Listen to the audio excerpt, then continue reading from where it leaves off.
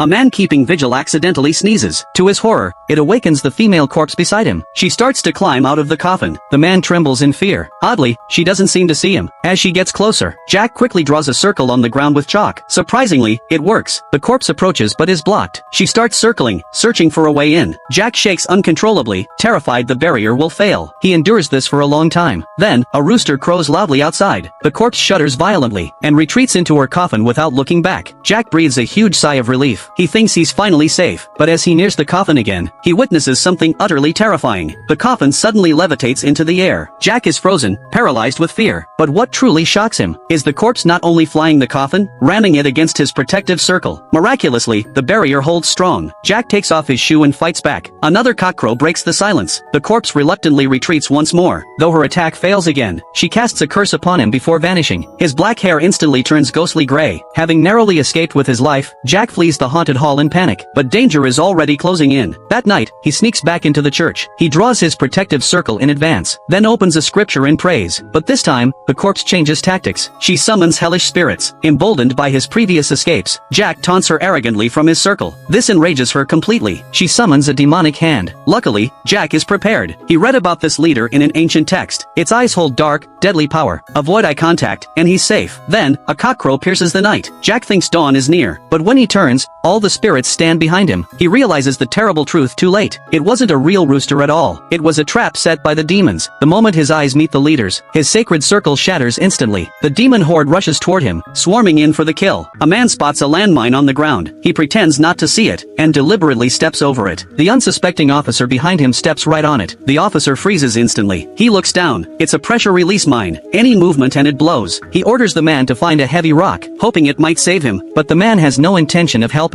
Instead, he raises his gun and orders him to stay still. Looking at this officer who always bullied him, the man knows his chance for revenge has come. A thrill runs through him. He turns and walks away. The officer watches him go, utterly despairing. The man barely makes it down the slope when an explosion erupts behind him. With his nemesis gone, he heads to his destination alone. His mission, kill the fleeing navigator. That way, he can take the officer's place. Soon, he spots the navigator's weapon. But just as he aims, something feels wrong. The moment he steps into the open, the navigator, lying in ambush, springs up. He catches the man completely off guard. A few shots, and the man is dead. But before the navigator can relax, the ground begins to tremble violently. He looks up. Enemy tanks are rolling in. He has no choice but to run. Why are they hunting this navigator? Let's rewind a few hours. He was on a reconnaissance mission. He accidentally strayed into enemy territory. He managed to gather intel, but the enemy spotted him. Without hesitation, they fired a missile. He dodged desperately, but the missile still hit. He had to eject. Before he could even catch his breath, he saw enemy troops mobilizing en masse. Time was critical. He radioed command. They told him to make his way to the rendezvous point alone. No support would be sent. A suicide mission. With enemies swarming the area, he stumbled and fell into a pit filled with corpses. It saved his life. The stench was so foul, the enemy didn't linger. A quick glance, and they moved on. Having cheated death, he spent the night on a cliff. At dawn, he continued toward the rendezvous. He finally arrived, only to watch the rescue plane turn back. The enemy had spread a false report that he was dead. Headquarters believed it and called off the rescue. Just as all hope seemed lost, he spotted a marker on the hilltop. It was the coordinates of his landing zone. He rushed over and repaired his beacon. Soon, his signal reappeared on radar. Command immediately realized their mistake. The commander himself led a rescue team. Meanwhile, the navigator had just killed an enemy sniper. Now, enemy tanks were chasing him down. At the very last second, the rescue team arrived. Fighters opened fire, suppressing the enemy. The enemy scattered in panic. With one final, desperate leap, he grabbed the rescue plane. He was safe. A thief presses a strong magnet against the wall. It precisely locks onto the key hanging outside. He gently rotates the magnet, and the key turns slowly with it. Then, he lifts the magnet upward, freeing the key completely from its nail. But the thief doesn't celebrate just yet. He carefully slides the key sideways. It slides toward the door on the side wall. Next, he guides it slowly downward. Every single move demands absolute precision. If the key slips and falls even slightly, the noise will surely alert the guards. Finally, he lets it drop silently to the floor. Using the magnet, he pulls it under the door. The woman watching is impressed. But when he tries the key, something's wrong. He quickly improvises. He pulls a thin cord from his sleeve. He threads one end through the keyhole. Feeling it touch the floor outside, he takes a thin wire from his tie. Carefully, he hooks the cord and pulls it inside. He slides the key onto the cord's loop. Then, he pushes the key back outside. Now, he gently gently pulls the cord from inside the lock. The key rises slowly along the door. After 2.5 clockwise turns, the locked door swings open. He uses a bandage to secure the lock's latch. Then, he returns the key to its original spot. He hands the woman a janitor's uniform. The real heist is just beginning. He takes out a custom boomerang. He hurls it into the main hall. It triggers the infrared sensors around the sculpture. Alarms blare throughout the museum. He quickly ducks back into the supply closet. Guards swarm out in every direction. They thoroughly check every corner of the hall. No sign of any intruder. They assume it's just a false alarm. But barely 2 minutes later, he repeats the exact same trick. Guards rush out again, frustrated. Still, no one is found. They suspect a faulty alarm. To avoid unnecessary trouble, the captain shuts the whole system down. He'll call for repairs tomorrow. Meanwhile, the thief takes the sculpture from its display. He hides it in a bucket. He tells the woman to hide in the chimney. She'll blend in with the cleaners in the morning. The guard captain sees the sculpture is gone, replaced by a simple wine bottle. He panics and screams in shock. Chaos erupts among the guards. Guards scramble everywhere, leaving only the thief, disguised as a guard. When the woman quietly joins him, they slip out unnoticed through the back door. They've pulled off the perfect heist. But strangely, the sculpture originally belonged to the woman's family. She lent it to the museum just days ago, so why did she hire a thief to steal it back? A stone pendulum swings through the tomb. It aims at the water urn in the statue's arms. Everyone watches with eager anticipation, but the pillar falls just short of its target. Its momentum is fading fast. In that moment, Anna has an idea. Without hesitation, she jumps onto the pillar. She swings back and forth, building momentum. The arc grows wider and wider. Finally, the pillar strikes the urn. It shatters, releasing green liquid. Then, a blinding white light erupts. As everyone instinctively shuts their eyes, the light converges on the statue. It refracts precisely onto a crystal at the altar's center. As the light beam gradually fades away, thick black liquid suddenly pours from the altar. Before anyone can figure out what's happening, a mysterious metal object emerges from the liquid. Greed gleams in every eye in the room. Everyone lunges forward, desperate to grab it. But Anna swings the pillar, breaking their formation. She snatches the artifact and claims it for herself. How did it come to this?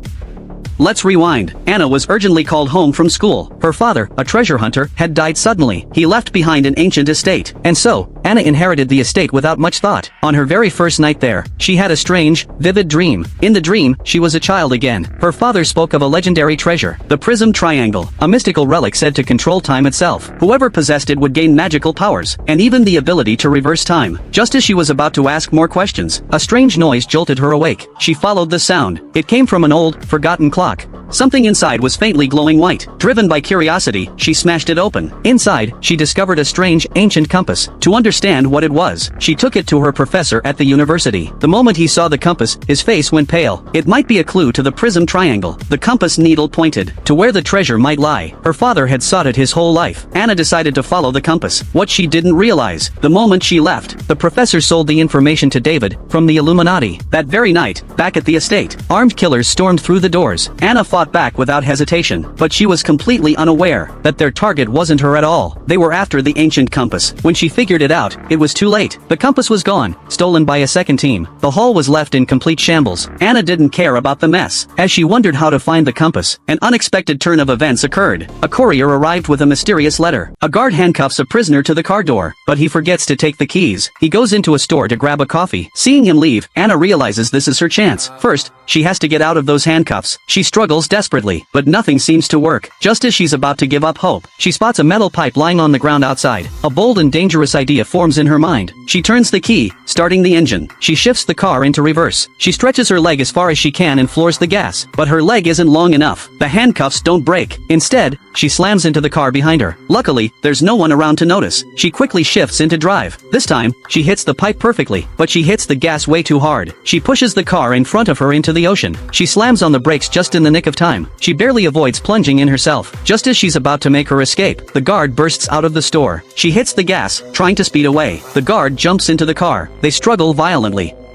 The car swerves out of control. It crashes through the barrier. They plunge headfirst into the sea. Water rushes into the car instantly. Anna's hand is still cuffed to the handle. She's running out of air, about to drown. The guard holds his breath and pries the cuffs open. He frees her and starts to swim up. Anna grabs his gun from his holster. They both surface, gasping for air. The guard grabs Anna by the hair. She spins around and punches him square in the face. Stunned, he falls back into the water. Anna swims desperately toward the shore. The injured guard is rescued. Strangely, he doesn't blame her. The truth behind Anna's imprisonment development is truly shocking. 3 years ago, her husband faked his own death with her best friend to claim insurance. Then, he framed Anna for his murder. She pleaded innocent in court, but was sentenced to 6 years in prison. She had no idea at first. Later, she learned the truth. Her husband and best friend set her up. From that moment, she planned her revenge. She trained relentlessly every single day. Her only goal, escape and make that bastard pay. On her parole day, she finally saw her opportunity. She escaped and tracked him down to his hiding place. Without hesitation, she raised the gun and fired. The cheating bastard was dead at last.